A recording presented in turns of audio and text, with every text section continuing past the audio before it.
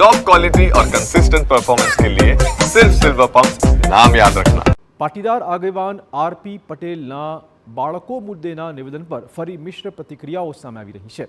આપણે કહી દઈએ કે ધોરાજીના પૂર્વ ધારાસભ્ય અને પાટીદાર નેતા લલિત વસોવિયાએ કહ્યું છે કે આરપી પટેલે નિવેદન આપતા પહેલા સમાજના નબળા વર્ગનો પણ ખ્યાલ રાખવો જોઈએ। હાલના સમયમાં એક બાળકનું પાલન પોષણ અને શિક્ષણની જવાબદારી મુશ્કેલ છે, તેવા સમયે પૈસાદાર વ્યક્તિઓને જ 3 થી 4 બાળકો પોસાઈ શકે તેમ છે। પૈસા પાત્ર સાધન સંપન્ન પરિવાર 3 કે 4 બાળકો પેદા કરે તો એમનો સારી રીતે ઉછેર કરી શકે, એમને સારું શિક્ષણ આપી શકે, એને વેલ સેટ કરી શકે।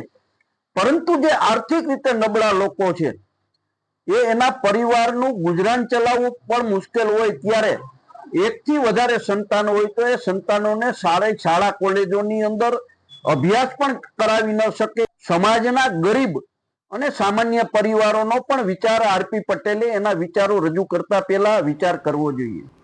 આ તરફ જ્યોતિનાથ મહારાજે આરપી પટેલની વાતને યોગ્ય ઠેરવી છે, સમર્થન આપ્યું છે અને કહ્યું છે કે એક દીકરો કે દીકરી હોવાથી સમાજ વ્યવસ્થા પડી ભાંગે।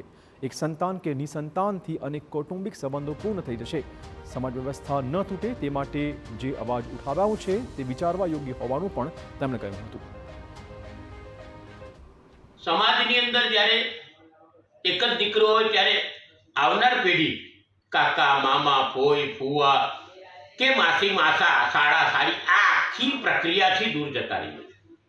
સમાજની વ્યવસ્થા જે છે તે સચવાતી નથી કે એક સંતાન કે નિસંતાન નહીં પણ એક કરતાં વધુ સંતાનની અપેક્ષા હોવી જોઈએ, તેમાં ક્યાંય ખોટું નથી।